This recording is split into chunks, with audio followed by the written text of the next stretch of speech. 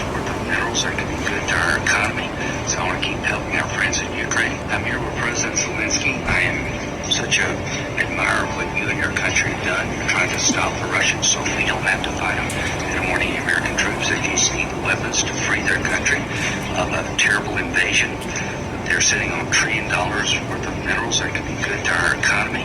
So I want to keep helping our friends in Ukraine. We can win this. They need our help. Yes, we need, and we have already. The biggest help is the support of American people and support of our friends. Thanks to Lindsay and his colleagues, to congressmen and senators from the United States. Thanks for this support, bipartisan support. Thank you so much. Peace is coming. Yes. So, we're sitting on $1 trillion worth of minerals that can be good to our economy. So I want to keep helping our friends in Ukraine. I'm here with President Zelensky. I am such a admirer. All right, let's face it, brother.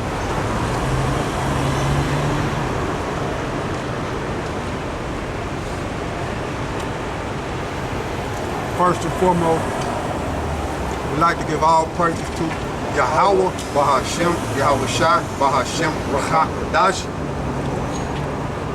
Double honors to the elders apostle GMS who rule well. Salute you brothers pushing this word. And truth to sincerity and strength, YAHAWASHI. And shalom to you brothers and sisters born and trusted in YAHAWASHI. Shalom to you too, right? We are here to prophesy the downfall of this wicked, destructive kingdom known as Babylon the Great, Sodom and Gomorrah, Egypt, Rome, all those ancient empires balled up into one, controlled by Esau, Edom, the so-called white man, the devil that the Bible speaks of, right? But we out here got the elect of the nation of Israel by the word and power of YAHAWASHI, right? And you see what's going on in the world. You know, the situation with Ukraine is increasing. The situation over there in the Far East, right? In West Asia, right? Is increasing concerning Lebanon, Hezbollah, Iran, you know, Gaza, all those situations over there, the Yemen, the so-called Houthi rebels over there in Yemen, all those situations are increasing. Now, you just had, a couple of days ago, you had Israel, you know, did what they did in Lebanon concerning the pagers, right, and the walkie-talkies. And either around that time or after that, they was with their jets over Lebanon doing hypersonic passes to where you can hear the jets roaring to them. Roaring over Lebanon, Israelis jet. So that's a psychological warfare, man. And the way Hezbollah them was saying that was in Lebanon, yeah, the Israelis did what they did. They infiltrated with the walkie-talkies and the pagers, and they were saying a lot of civilians got hurt behind that. Not all Hezbollah members. You had some Iranian government officials get hurt, but they said Hezbollah was saying majority of the people who got hurt were Lebanon citizens. That's who majority got hurt. Like people working the pharmacy, doctors, you know, nurses, and things of that nature. They would say Israel, they say they hurt about 3,000 people, but Israel was trying to hurt 5,000. And the warfare that they saying concerning the warfare that Israel did, they were saying that all options are on the table concerning Israel. There's no boundaries. You know, that's what Hezbollah was saying. There's no boundaries concerning the attacks on Lebanon. So all options are on the table when it comes to attacking Lebanon. So that's what Hezbollah leaders were saying. And also You got retired Mossad members was saying that they finna get ready to sing a death song. So if you don't know what that means, a death song is everything gotta be wiped out. So that's the way they looking at it concerning the people in Lebanon. They getting ready to sing a death song, and that's the only way there's gonna be peace, to where the people can go back up north, part of Israel, and live without being attacked by Hezbollah from the north, you know, in the northern part of Israel. So the Mossad, retired personnel from Mossad is saying Israel is getting ready to sing a death song. Just stop it. Yeah. It happens. It happens in the north of Israel. Even if they have ability to attack every point in Israel, they do it only in the north. But you know, during the months during the last year, they always move more and more south. But we also move to the north, and we also attack 150 kilometers inside Lebanon. I know that the Israeli government declared this week that that there is a new target for this war. To bring back the families to the north. You cannot bring them to the war without destroying and push all the Hezbollah from the border. And we will make a death zone behind our border.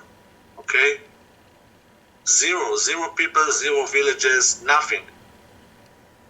Everyone that will go there, we will shut down. Okay? So, you seen what I played for y'all concerning what Lindsey Graham was saying, right? And the real reason why they in Ukraine, because they got $1 trillion worth of resources. And Russia is sitting on a lot of it in the east as we speak today. Russia is sitting on a lot of it in the east, but it's all about resources, contrary to popular belief. It ain't about democracy. It ain't about religion, so to speak. It's all about resources with these Edomites. So give me what you got, Brother Lowe. All right. This is Matthew chapter 26, verse 52. Right. It says, "Then said YAHAWASHI unto him, put up against thy sword into his place. For all they that take the sword shall perish with the sword." So those who live by the sword shall perish by the sword. So that was Esau Edom's blessing, right? His blessing was the sword given to him by his father, Isaac. Now, it's reincarnation in the scriptures. Re mean back again, incarnation mean in the flesh. And when Abraham was getting ready to sacrifice Isaac, okay, the Lord told him no. It wasn't that time for him to be sacrificed. But when he came back as YAHAWASHI, then that's when Isaac / YAHAWASHI became a sacrifice, okay? So, I said that to say this. Isaac, which was YAHAWASHI, blessed Esau Edom, ordained by the Heavenly Father, blessed Esau Edom with the sword. So here, YAHAWASHI is saying, he that lives by the sword shall die by the sword. Now, you can live by the sword to sustain yourself concerning killing animals and things of that nature to survive. But when you start living by the sword, strong woman, killing mankind to take resources and bring destruction in the earth, then that's when you're gonna die by the sword. So it's a difference. You can live to eat and sustain yourself with, concerning animals and all that, and life protection. But when you start killing mankind to get what you need or to rule over people and take their resources, then you're going to die by the sword. So read that for me again. This is Matthew chapter 26, verse 52.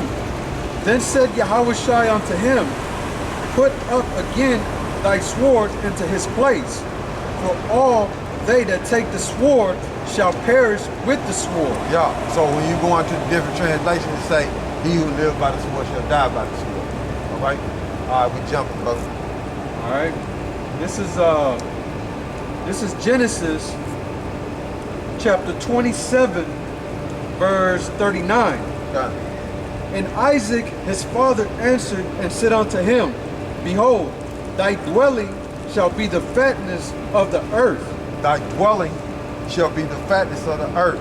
So this is Esau Edom getting his blessing because Jacob already got here. Okay? So we're going into the blessing of Esau Edom.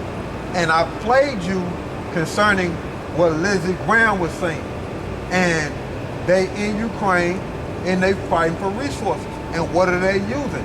The sword to sustain themselves. You got Edomites, which are Russians. You got Edomites, which is Ukraine.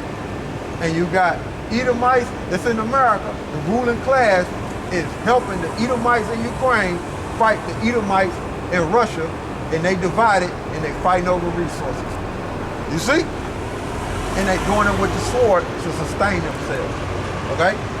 And people are dying, which they own kind, but that's what it is. They divided. And that's them curses falling up on them too. Okay? Go ahead. And of the dew of heaven from above. Because Ukraine got a lot of natural resources, man. And Lindsey Graham said it, $1 trillion worth. Okay? Go ahead.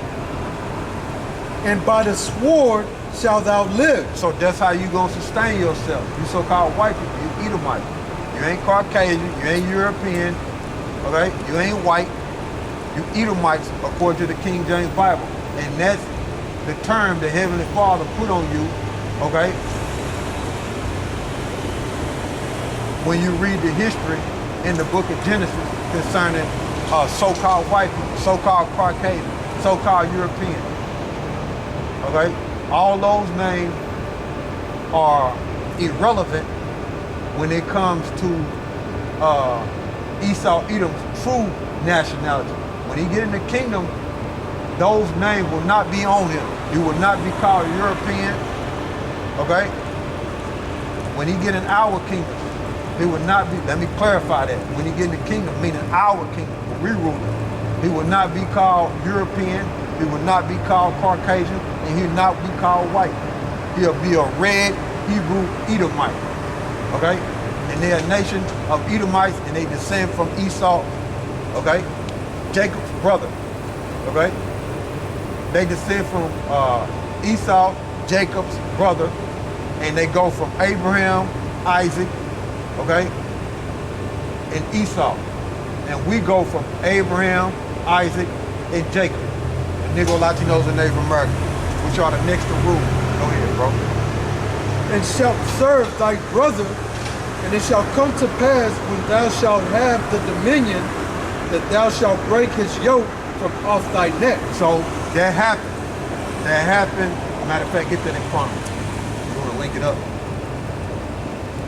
That happened in the ancient world when Esau rebelled against the house of Judah, and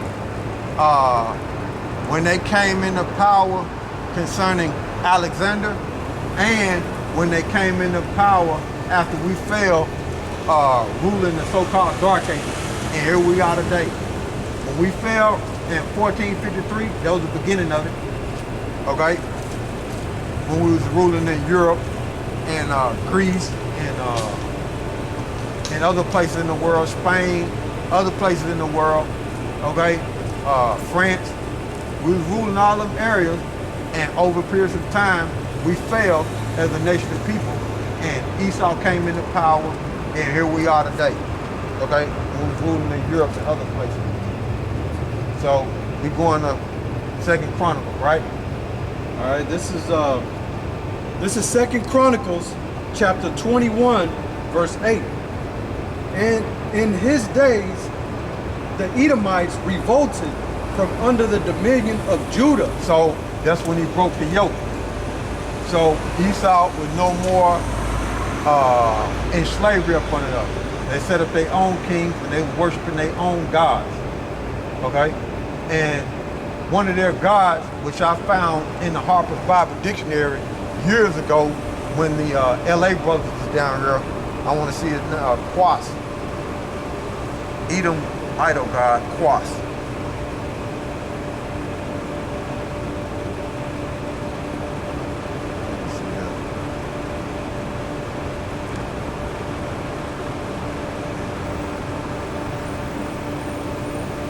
Okay, now this is Edom. This is Edomite's idol god, right? And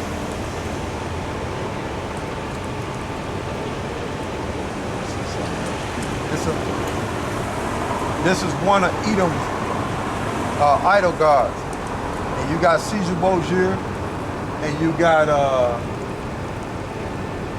Serapis Christus. Okay? And Quas, let me make sure I pronounce it right.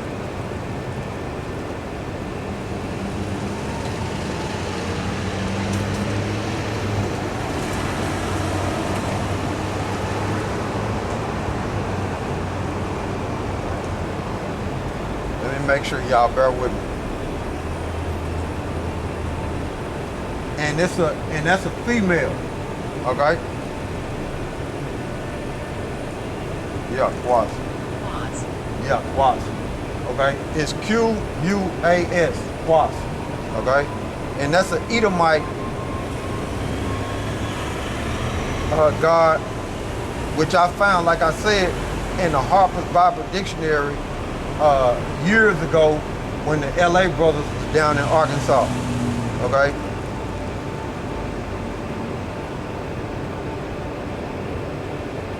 Let me see if I can pull up the image of it.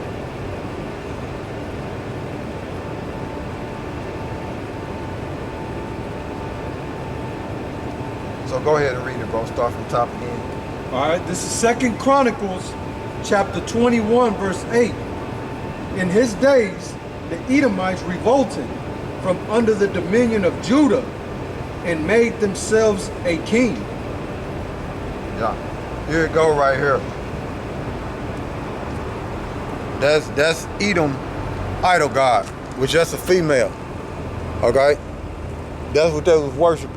That's one of their gods that they was worshiping, Esau Edom. Now you got today Caesar Borgia and other gods they worship. Some of them go back to Egypt. You got Baphomet. You got this guy. You know, and the top one is Satan, the spiritual demon Satan. You got this guy Baphomet. They into that too. Esau Edom. You know what I'm saying, with the goat. Yeah. So that's their idol gods, right? But I just wanted to inform y'all concerning one of the ancient gods of Esau Edom, which was Quas, okay? Which is a female idol god, okay? But like I said, I found it in the Harper's Bible Dictionary when the LA brothers was down in Arkansas years ago. All right? So read that one more time for me again. We're gonna jump. This is Second Chronicles chapter 21, verse 8. In his days, the Edomites revolted from under the dominion of Judah and made themselves a king. Yup, and made themselves a king. So go back to Genesis. All right, this is from the top again. This is Genesis chapter 27, verse 39. It says, and Isaac his father answered and said unto him, behold, thy dwelling shall be the fatness of the earth.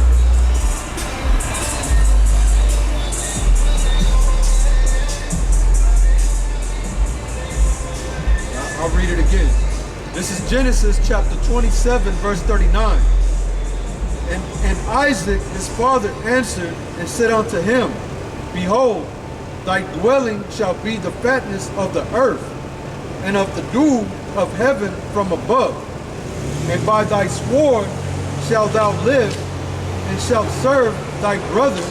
And it shall come to pass, when thou shalt have the dominion, that thou shalt break his yoke from off thy neck. And I explained to you concerning that.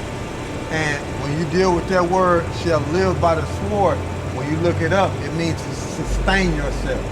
So Esau, Edom was going to live by the sword. And you heard what YAHAWASHI said concerning the sword. It said, in a nutshell, when you go into different translations, when you read about what YAHAWASHI said, if he who lived by the sword shall die by the sword. So Esau, Edom was basically cursed when he did that, because he was wicked, for one, and he wasn't going to have no moral or be honorable with the blessing of the sword. He was going to rape, rob, and murder. That was his attribute, okay?